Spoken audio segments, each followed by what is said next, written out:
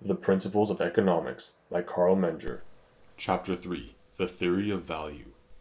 Section 3. The Laws Governing the Value of Goods of Higher Order. Part A. The Principle Determining the Value of Goods of Higher Order. Among the most egregious of the fundamental errors that have had the most far-reaching consequences in the previous development of our science is the argument that goods attain value for us because goods were employed in their production that had value to us. Later, when I come to the discussion of the prices of goods of higher order, I shall show the specific causes that were responsible for this error, and for it becoming the foundation of that accepted theory of prices, in a form hedged about with what all sorts of special provisions, of course. Here I want to state, above all, that this argument is so strictly opposed to all experience that it would have to be rejected even if it were provided a formally correct solution to the problem of establishing a principle explaining the value of goods. But even this last purpose cannot be achieved by the argument in question, since it offers an explanation only for the value of goods we may designate as products, but not for the value of all other goods, which appear as original factors of production. It does not explain the value of goods directly provided by nature, especially the services of land. It does not explain the value of labor services, nor does it even, as we shall see later, explain the value of all services of capital. For the value of all these goods cannot be explained by the argument that goods derive their value from the value of the goods expended in their production. Indeed, it makes their value completely incomprehensible. This argument, therefore, provides neither a formally correct solution nor one that conforms with the facts of reality to the problem of discovering a universal valid explanation of the value of goods. On the one hand, it is in contradiction with experience, and on the other hand, it is patently inapplicable wherever we have to deal with goods that are not the product of the combination of goods of higher order. The value of goods of lower order cannot, therefore, be determined by the value of goods of higher order that were employed in the production. On the contrary, it is evident that the value of goods of higher order is always and without exception determined by the prospective value of the goods of lower order in whose production they serve. This existence of our requirements for goods of higher order is dependent upon the goods they serve to produce having expected economic character and hence expected value. In securing our requirements for the satisfaction of our needs, we do not need command of goods that are suitable for the production of goods of lower order that have no expected value, since we have no requirements for them. We therefore have the principle that the value of goods of higher order is dependent upon the expected value of the goods of lower order they serve to produce. Hence, goods of higher order can attain value, or retain it once they have it, only if, or as long as they serve to produce goods that we expect to have value for us. If this fact is established, it is clear also that the value of goods of higher order cannot be the determining factor in the prospective value of the corresponding goods of lower order, nor can the value of the goods of higher order already expended in producing a good of lower order be the determining factor in its present value. On the contrary, the value of goods of higher order is, in all cases, regulated by the prospective value of the goods of lower order, to whose production they have been or will be assigned by economizing men. The prospective value of goods of lower order is often, and this must be carefully observed, very different from the value that similar goods have in the present. For this reason, the value of goods of higher order, by means of which we shall have command of goods of lower order at some future time, is by no means measured by the current value of similar goods of lower order, but rather by the prospective value of the goods of lower order in whose production they serve.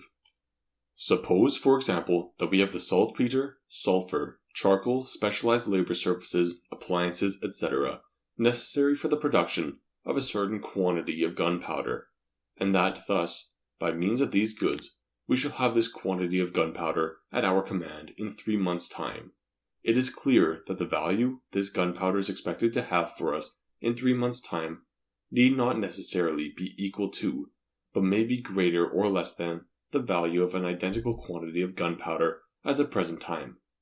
Hence also the magnitude of the value of the above goods of higher order is measured, not by the value of gunpowder at present, but by the prospective value of their product at the end of the production period. Cases can even be imagined in which a good of lower or first order is completely valueless at present. Ice in winter, for example, while simultaneously available corresponding goods of higher order that assure quantities of the good of lower order for a future time period. All the materials and implements necessary for the production of artificial ice, for example, have value with respect to this future time period, and vice versa. Hence there is no necessary connection between the value of goods of lower or first order in the present and the value of currently available goods of higher order serving for the production of such goods. On the contrary, it is evident that the former derive their value from the relationship between requirements and available quantities in the present, while the latter derive their value from the prospective relationship between the requirements and the quantities that will be available at the future points in time, when the products created by means of the goods of higher order will become available. If the prospective future of a good of lower order rises, other things remaining equal, the value of the goods of higher order whose possession assures us future command of the good of lower order rises also. But the rise or fall of the value of a good of lower order available in the present has no necessary causal connection with the rise or fall of the value of currently available corresponding goods of higher order. Hence the principle that the value of goods of higher order is governed, not by the value of corresponding goods of lower order of the present, but rather by the prospective value of the product, is the universally valid principle of the determination of the value of goods of higher order. Only the satisfaction of our needs has direct and immediate significance to us. In each concrete instance, this significance is measured by the importance of the various satisfactions for our lives and well-being. We next attribute the exact quantitative magnitude of this importance to the specific goods on which we are conscious of being directly dependent for the satisfactions in question. That is, we attribute it to economic goods of first order, as explained in the principles of the previous section.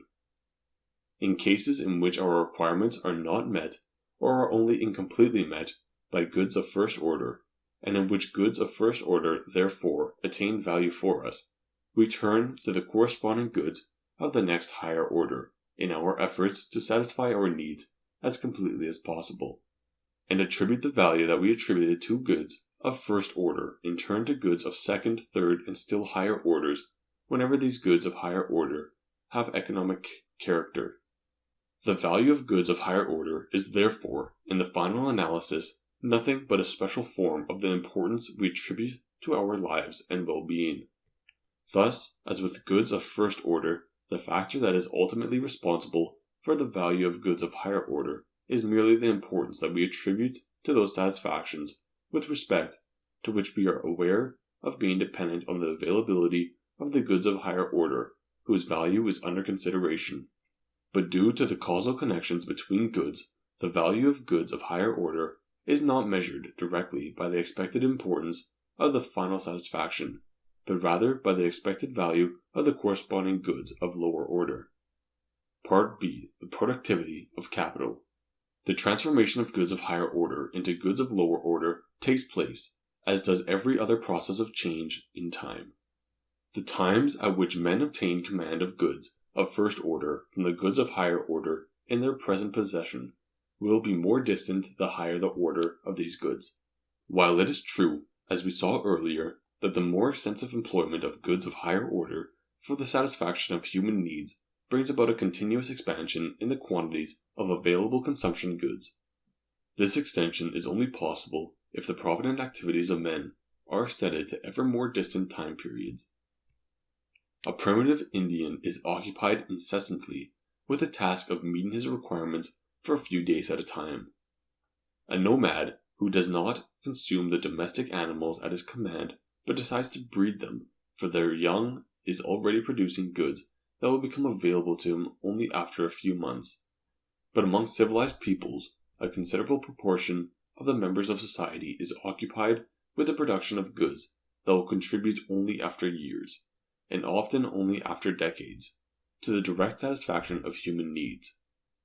Thus, by relinquishing their collecting economy and by making progress in the employment of goods of higher orders for the satisfaction of their needs, economizing men can most assuredly increase the consumption goods available to them accordingly, but only on condition that they lengthen the periods of time over which their provident activity is to extend the same degree that they progress to goods of higher order. There is in this circumstance an important restraint upon economic progress. The most anxious care of men is always directed to assuring themselves the consumption goods necessary for the maintenance of their lives and well-being, in this present or in the immediate future. But their anxiety diminishes as the time period over which it is extended becomes longer. This phenomenon is not accidental, but deeply embedded in human nature, to the extent that the maintenance of our lives depends on the satisfaction of our needs. Guaranteeing the satisfaction of earlier needs must necessarily precede attention to later ones. And even where not our lives, but merely our continuing well-being, above all our health, is dependent on command of a quantity of goods, the attainment of well-being in a nearer period is, as a rule, a prerequisite of a well-being in a later period. Command of the means for the maintenance of our well-being at some distant time avails us little if poverty and distress have already undermined our health or stunted our development in an earlier period. Similar considerations are involved even with satisfactions having merely the importance of enjoyments. All experience teaches that a present enjoyment or one in the near future usually appears more important to men than one of equal intensity at a more remote time in the future. Human life is a process in which the course of future development is always influenced by previous development. It is a process that cannot be continued once it has been interrupted, and that cannot be completely rehabilitated once it had become seriously disordered. A necessary prerequisite of our provision for the maintenance of our lives and for our development in future periods is a concern for the preceding periods of our lives. Setting aside the irregularities of economic activity, we can conclude that economizing men generally endeavor to ensure the satisfaction of needs of the immediate future first, and that only after this has been done do they attempt to ensure the satisfaction of needs of more distant periods, in accordance with their remoteness in time. The circumstance that places a restraint upon the efforts of economizing men to progress in the employment of goods of higher orders is thus a necessity of first making provision, with the goods at present available to them, for the satisfaction of their needs in the immediate future.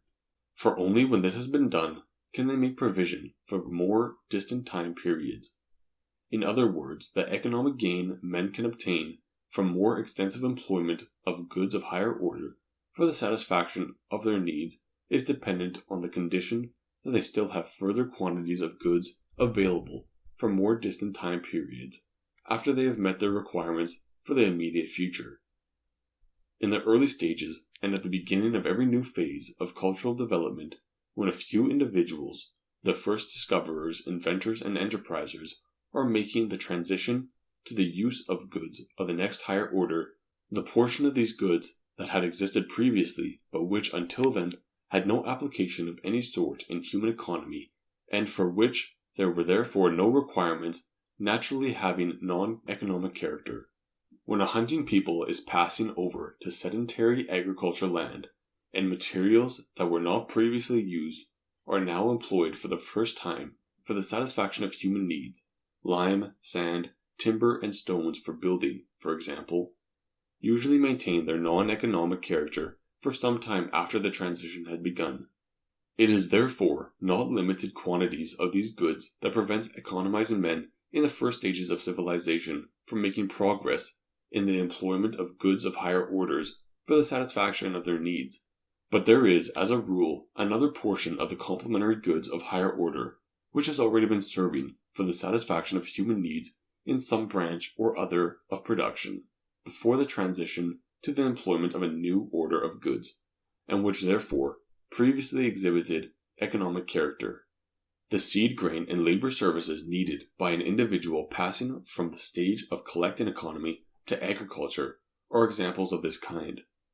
These goods, which the individual making the transition previously used as goods of lower order, and which might continue to use as goods of lower order, must now be employed as goods of higher order if he wishes to take advantage of the economic gain mentioned earlier.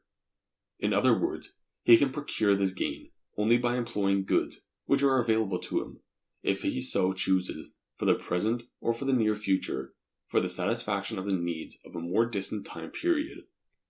Meanwhile, with the continuous development of civilization, and with progress in the employment of further quantities of goods of higher order by economizing men, a large part of the other, previously non-economic goods of higher order, land, limestone, sand, timber, etc., for example, attains economic character.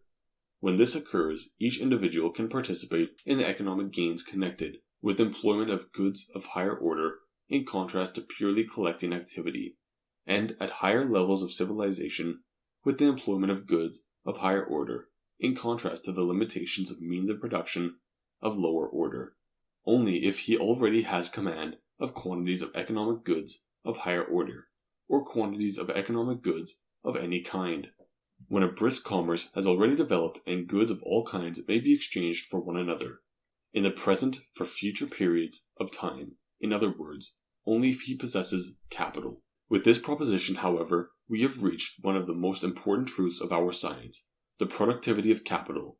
The proposition must not be understood to mean that the command of quantities of economic goods in an earlier period for a later time can contribute anything by itself during this period to the increase of the consumption goods available to men.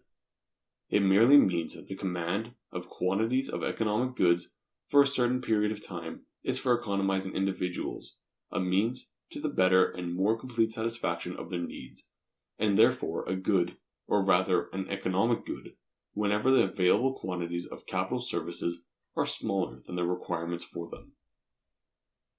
The more or less complete satisfaction of our needs is therefore no less dependent on command of quantities of economic goods for certain periods of time on capital services than it is on command of other economic goods. For this reason, capital services are objects to which men attribute value, and, as we shall see later, they are also objects of commerce. Some economists represent the payment of interest as a reimbursement for the abstinence of the owner of capital. Against this doctrine, I must point out that the abstinence of a person cannot by itself attain goods character and thus value. Moreover, capital by no means always originates from abstinence, but in many cases as a result of mere seizure, whenever formerly non-economic goods of higher order attain economic character because of society's increasing requirements, for example. Thus the payment of interest must not be regarded as a compensation of the owner of capital for his abstinence, but as long as the exchange of one economic good, the use of capital for another, money, for instance.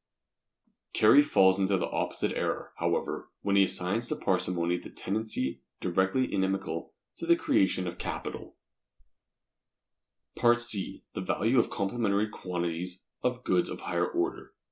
In order to transform goods of higher order into goods of lower order, the passage of a certain period of time is necessary.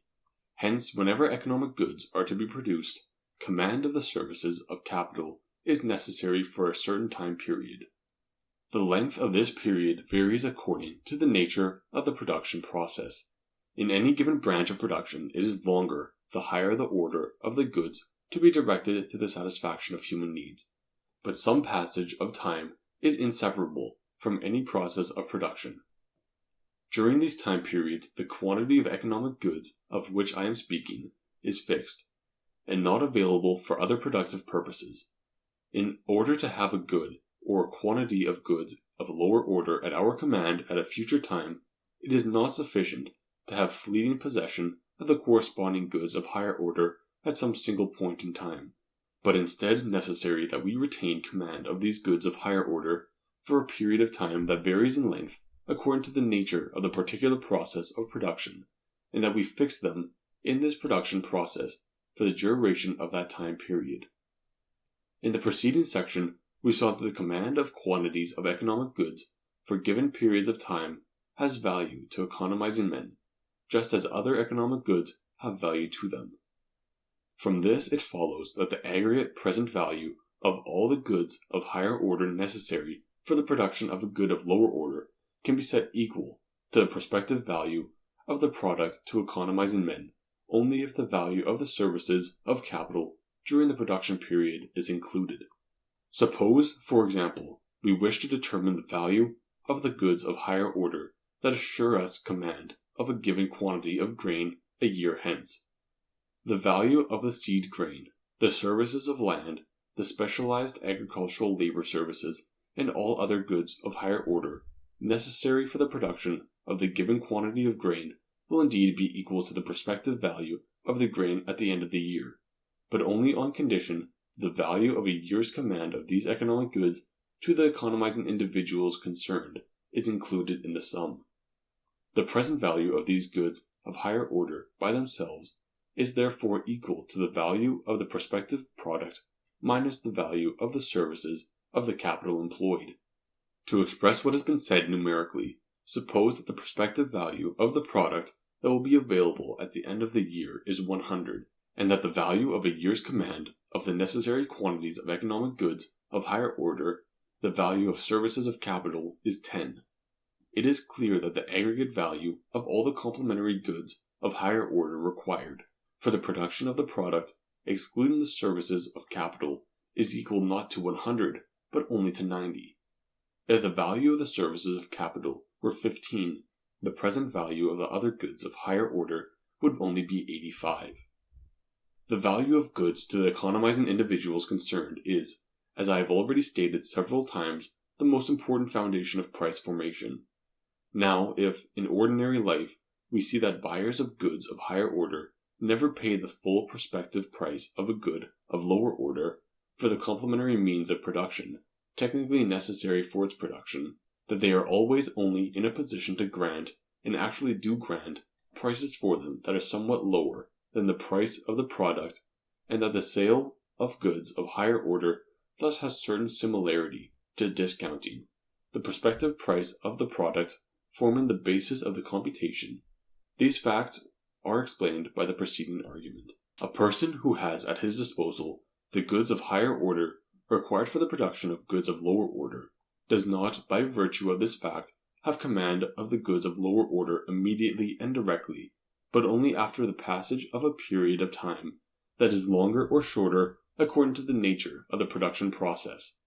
If he wishes to exchange his goods of higher order immediately for the corresponding goods of lower order, or, for what is the same thing under developed trade relations, a corresponding sum of money, he is evidently in a position similar to that of a person who is to receive a certain sum of money at a future point in time, but who wants to obtain command of it immediately. If the owner of goods of higher order intends to transfer them to a third person and is willing to receive payment only after the end of the production process, naturally no discounting takes place. In fact, we can observe the prices of goods that are sold on credit rising higher, apart from the risk premium, the further the agreed upon date of payment lies in the future. All this, however, explains at the same time why the productive activity of a people is greatly promoted by credit.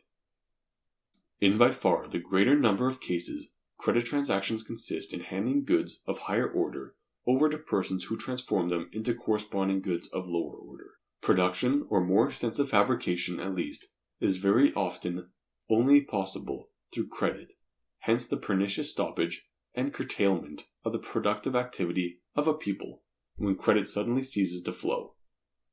The process of transforming goods of higher order into goods of lower or first order, provided it is economic with the respects, must always be planned and conducted, with some economic purpose in view, by an economizing individual. This individual must carry through the economic computations of which I have just been speaking, and he must actually bring the goods of higher order, including technical labor services, together or cause them to be brought together for the purpose of production. The questions as to which functions are included in the so-called entrepreneurial activity has already been posed several times. Above all, we must bear in mind that an entrepreneur's own technical labor services are among the goods of higher order that he has at his command for purposes of production. When this is the case, he assigns them, just like the services of other persons, their roles in the production process. The owner of a magazine is often a contributor to his own magazine. The industrial entrepreneur often works in his own factory.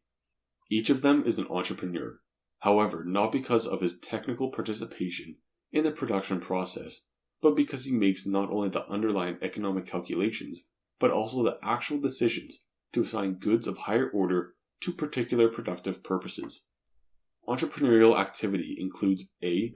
Obtaining information about the economic situation, B. Economic calculation, all the various computations that must be made if a production process is to be efficient, provided that it is economic in other respects. C. The act of will by which goods of higher order, or goods in general under the conditions of developed commerce, where any economic good can be exchanged for any other, or assigned to a particular production process. And finally, D. Supervision of the execution of the production plan so that it may be carried through as economically as possible. In small firms, these entrepreneurial activities usually occupy but an inconsiderable part of the time of the entrepreneur. In large firms, however, not only the entrepreneur himself, but often several helpers are fully occupied with these tasks. But however extensive the activities of these helpers may be, the four functions listed above can always be observed in the same action of the entrepreneur, even if they are ultimately confined, as in corporations, to determining the allocation of portions of wealth to particular productive purposes only by general categories, and to the selection and control of persons. After what has been said, it will be evident that I cannot agree with Mangold, who designated risk-bearing as the essential function of entrepreneurship in a production process, since the risk is only incidental and the chance of loss is counterbalanced by the chance of profit. In the early stages of civilization, and even later, in the case of small manufacturers, entrepreneurial activity is usually performed by the same economizing individual, whose technical labor services also constitute one of the factors in the production process. With progressive division of labor and an increase in the size of enterprises, entrepreneurial activity often occupies his full time. For this reason, entrepreneurial activity is just as necessary a factor in the production of goods as technical labor services, and therefore has the character of a good of higher order and value too, since like other goods of higher order, it is also generally an economic good. Hence, whenever we wish to determine the present value of complementary quantities of goods of higher order, the prospective value of the product determines the total value of all of them together, only if the value of entrepreneurial activity is included in the total.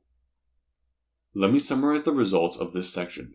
The aggregate present value of all complementary quantities of goods of higher order, that is, all the raw materials, labor services, services of land, machines, tools, etc., necessary for the production of a good of lower or first order, is equal to the prospective value of the product.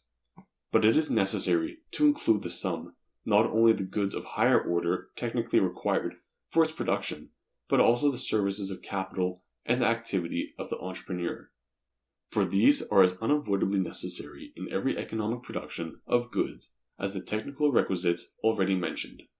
Hence the present value of technical factors of production by themselves is not equal to the full prospective value of the product, but always behaves in such a way that a margin for the value of the services of capital and entrepreneurial activity remains. Part D. The value of economic goods of higher order. We have seen that the value of a particular good or of a given quantity of goods to the economizing individual who has it at his command is equal to the importance he attaches to the satisfaction he would have to forego if he did not have command of it. From this we can infer without difficulty that the value of each unit of goods of higher order is likewise equal to the importance of the satisfactions assured by command of a unit, if we were not impeded by the fact that a good of higher order cannot be employed for the satisfaction of human needs by itself, but only in combination with other, the complementary goods of higher order. Because of this, however, the opinion could arise that we are dependent for the satisfaction of concrete needs, not on command of an individual concrete good or concrete quantity of some one kind of good of higher order, but rather on command of complementary quantities of goods of higher order, and that therefore only aggregates of complementary goods of higher order can independently attain value for an economizing individual. It is, of course, true that we can obtain quantities of goods of lower order only by means of complementary quantities of goods of higher order, but it is equally certain that the various goods of higher order need not always be combined in the production process in fixed proportions, in the manner, perhaps, that is to be observed in the case of chemical reactions, where only a certain weight of one substance combines with an equally fixed weight of another substance to yield a given chemical compound. The most ordinary experience teaches us rather that a given quantity of some one good of lower order can be produced from goods of higher order that stand in very different quantitative relationships with one another. In fact, one or several goods of higher order that are complementary to a group of certain other goods of higher order may be omitted altogether without destroying the capacity of the remaining complementary goods to produce the good of lower order. The services of land, seed, labor services, fertilizer, the services of agriculture implements, etc., are used to produce grain, but no one will be able to deny that a given quantity of grain can also be produced without the use of fertilizer and without employing a large part of the usual agricultural implements, provided that the only other goods of higher order used for the production of grain are available in correspondingly larger quantities. If experience thus teaches us that some complementary goods of higher order can often be omitted entirely in the production of goods of lower order, we can much more frequently observe not only that given products can be produced by varying quantities of goods of higher order, but also that there is generally a very wide range within which the proportions of goods applied to their production can be, and actually are, varied. Everyone knows that even on land of homogeneous quality, a given quantity of grain can be produced on fields of very different sizes, if more or less intensively tilled, that is, if larger or smaller quantities of the other complementary goods of higher order are applied to them. In particular, an insufficiency of fertilizer can be compensated for by the employment of a large amount of land or better machines, or by the more intensive application of agricultural labor services. Similarly, a diminished quantity of almost every good of higher order can be compensated for by a correspondingly greater application of the other complementary goods.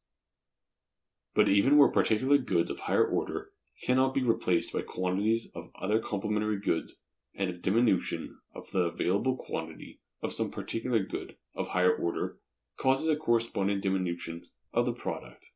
In the production of some chemical, for instance, the corresponding quantities of the other means of production do not necessarily become valueless when this one production good is lacking.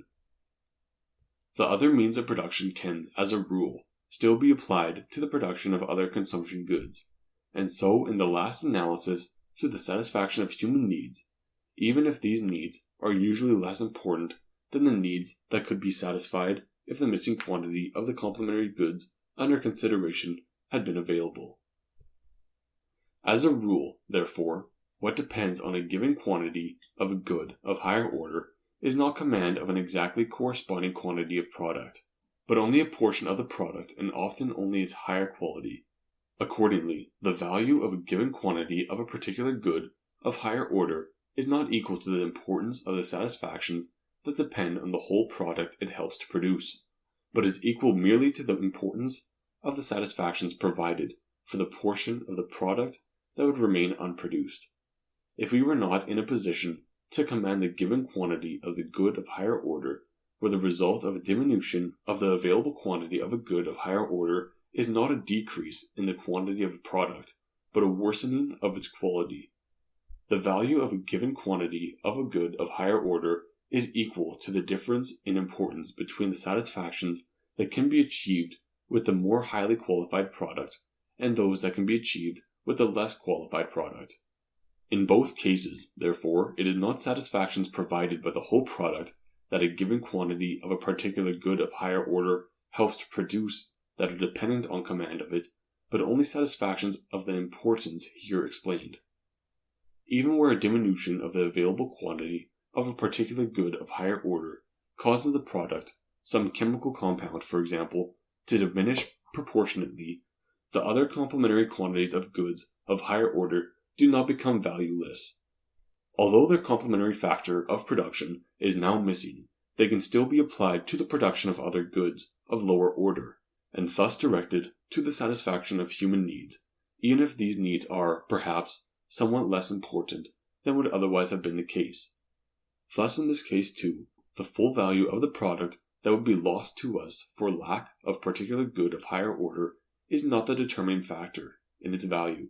Its value is equal only to the difference in importance between the satisfactions that are assured if we have the command of the goods of higher order whose value we wish to determine, and the satisfactions that would be achieved if we did not have it at our command.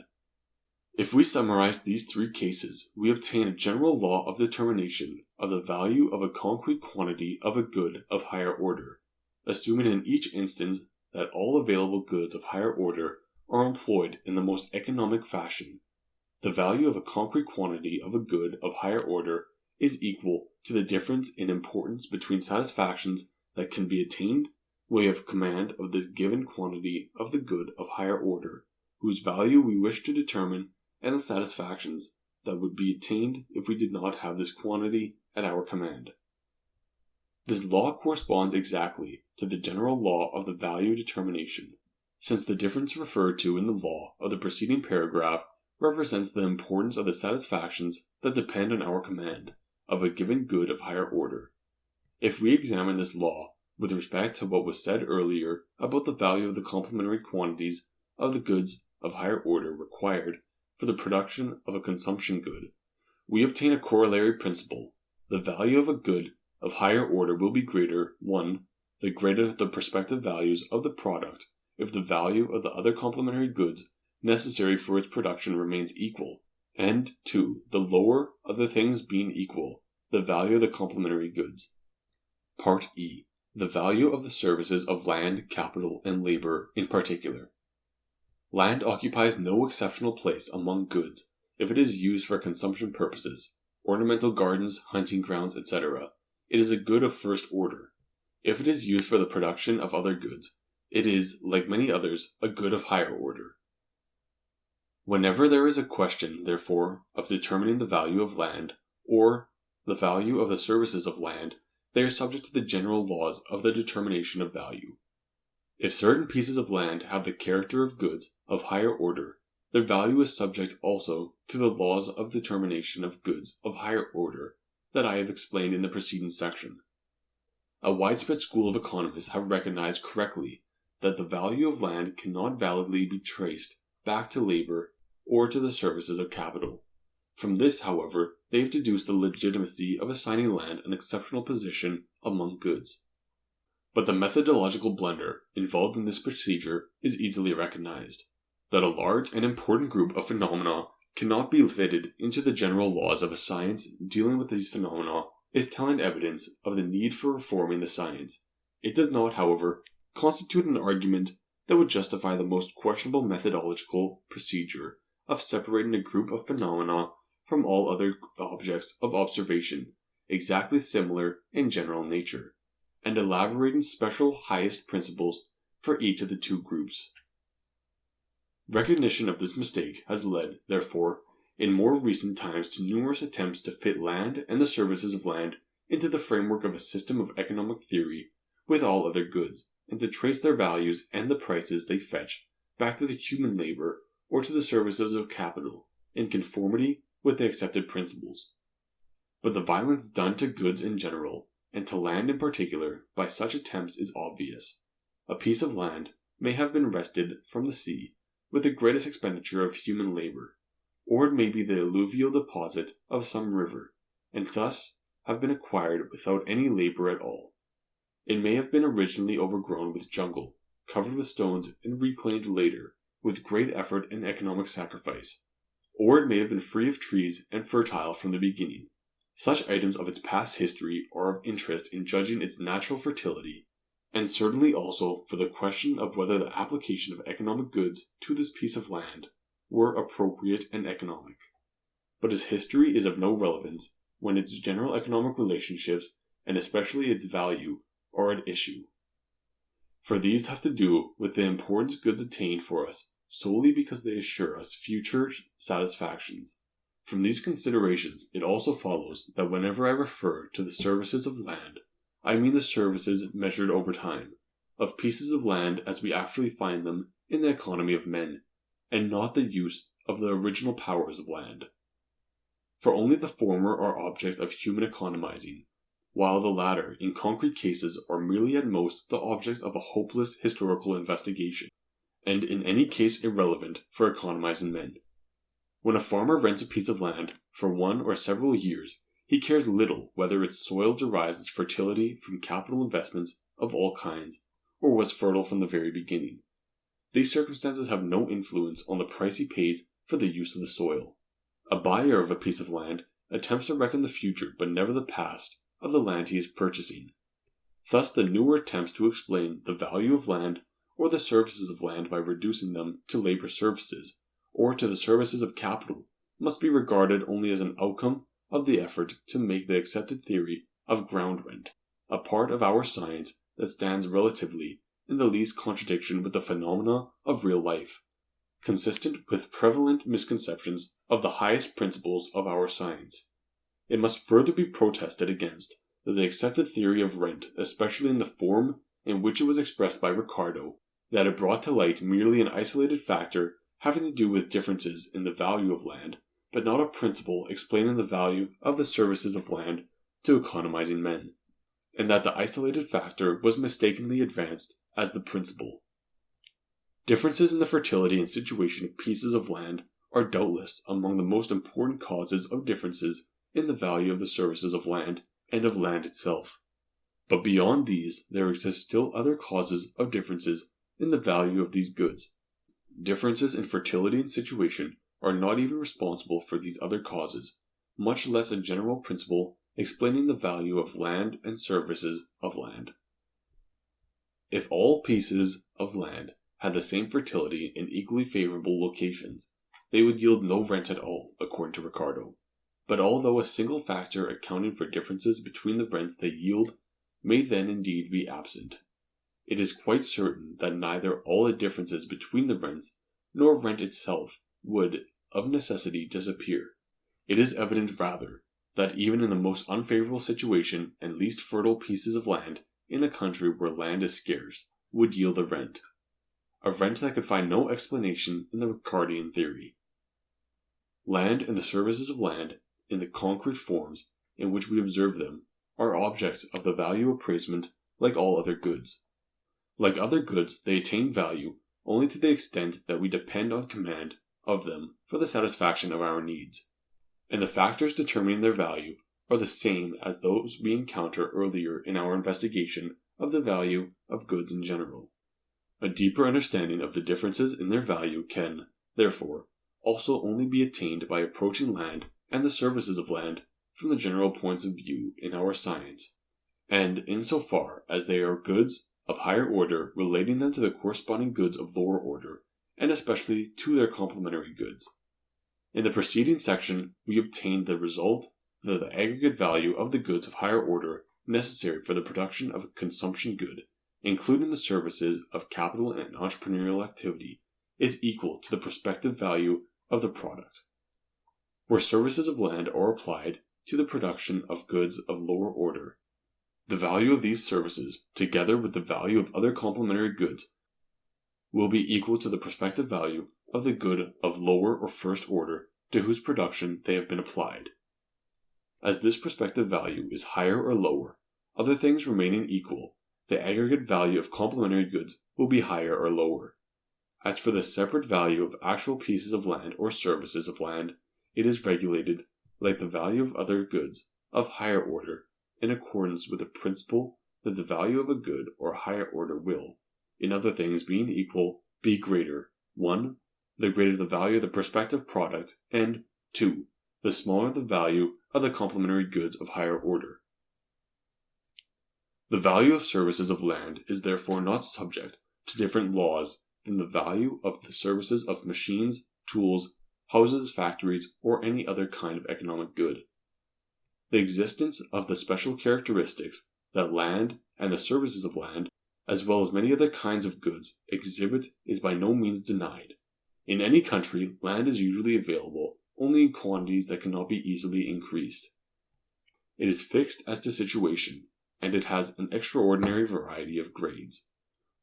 All the peculiarities of value phenomena we are able to observe in the case of land and the services of land can be traced back to these three factors, since these factors have bearing only upon the quantities and qualities of land available to economizing men in general, and to the inhabitants of certain territories in particular.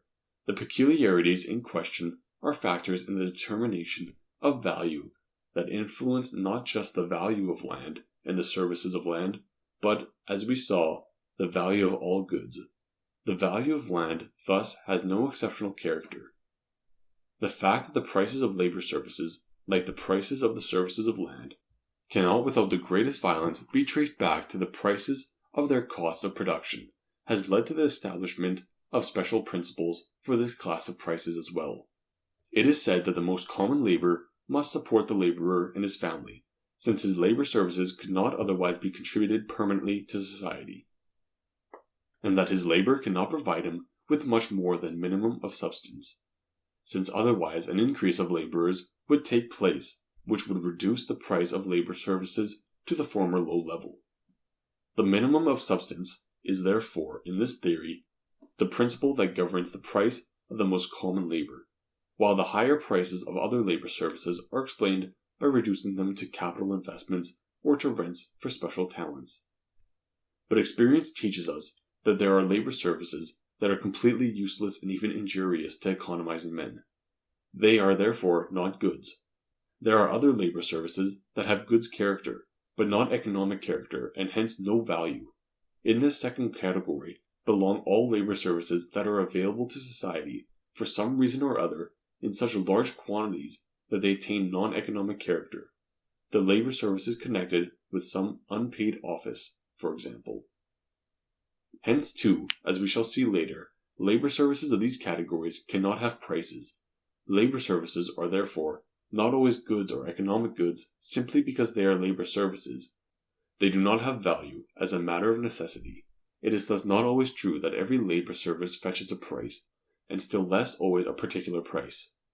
Experience also informs us that many labor services cannot be exchanged by the laborer, even for the most necessary means of subsistence, while a quantity of goods 10, 20, or even 100 times that required for the subsistence of a single person can easily be had for other labor services. Wherever the labor services of a man actually exchange for his bare means of subsistence, it can only be the result of some fortuitous circumstance that his labor services are exchanged, in conformity with the general principles of price formation, for that particular price and no other. Neither the means of substance nor the minimum of substance of a laborer, therefore, can be the direct cause or determining principle of the price of labor services. In reality, as we shall see, the prices of actual labor services are governed, like the prices of all other goods, by their values, but their values are governed, as was shown by the magnitude of importance, by the satisfactions that would have to remain unsatisfied if we were unable to command the labor services. Where labor services are good of higher order, their values are governed, proximately and directly, in accordance with the principle that the value of a good of higher order to economizing men is greater, 1. The greater the prospective value of the product, provided the value of the complementary goods of higher order is constant, and 2. The lower, other things being equal, the value of the complementary goods. A special characteristic of labor services that affects their value consists in the fact that some varieties of labor services have unpleasant associations for the laborer, with the result that these services will be forthcoming only for compensating economic advantages.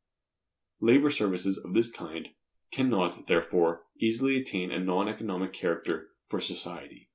But the value of inactivity to most laborers is much less than is generally believed.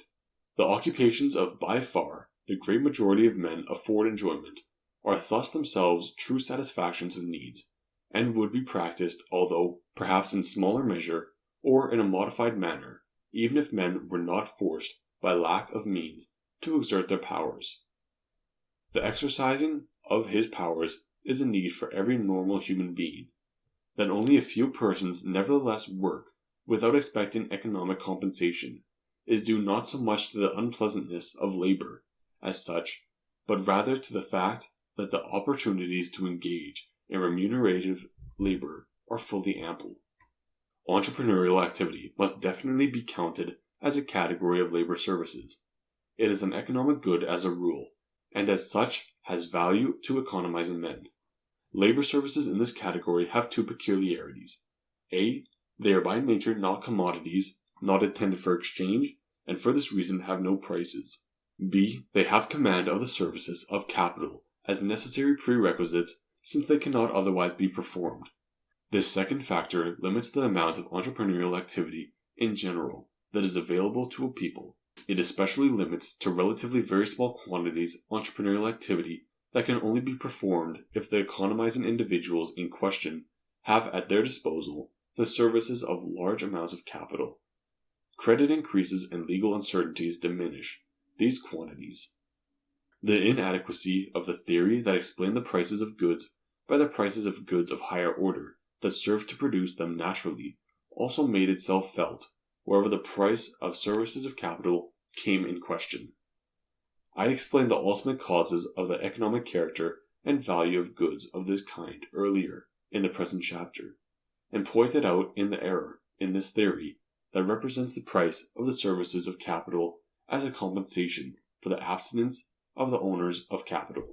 In truth, the price that can be obtained for the services of capital is, as we have seen, no less a consequence of their economic character and of their value than is the case with the prices of other goods.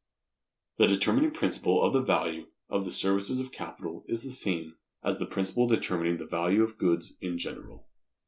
The fact that the prices of services of land, capital, and labor, or in other words, rent, interest, and wages, cannot be reduced without the greatest violence, as we shall see later, to quantities of labor or costs of production, has made it necessary for the proponents of these theories to develop principles of price formation for the three kinds of goods that are entirely different from the principles that are valid for all other goods. In the preceding sections, I have shown, with respect to goods of all kinds, that all phenomena of value are the same in nature and origin, and that the magnitude of value is always governed according to the same principles. Moreover, as we shall see in the next two chapters, the price of a good is consequence of its value to economizing men, and the magnitude of its price is always determined by the magnitude of its value. It is also evident, therefore, that rent, interest, and wages are all regulated according to the same general principles in the present section. However, I have dealt merely with the value of the services of land, capital, and labor. On the basis of the results obtained here, I shall state the principles according to which the prices of these goods are governed after I explained the general theory of price. One of the strangest questions ever made the subject of scientific debate is whether rent and interest are justified from an ethical point of view or whether they are immoral. Among other things, our science has the task of exploring why and under what conditions the services of land and of capital display economic character, attain value, and can be exchanged for quantities of other economic goods.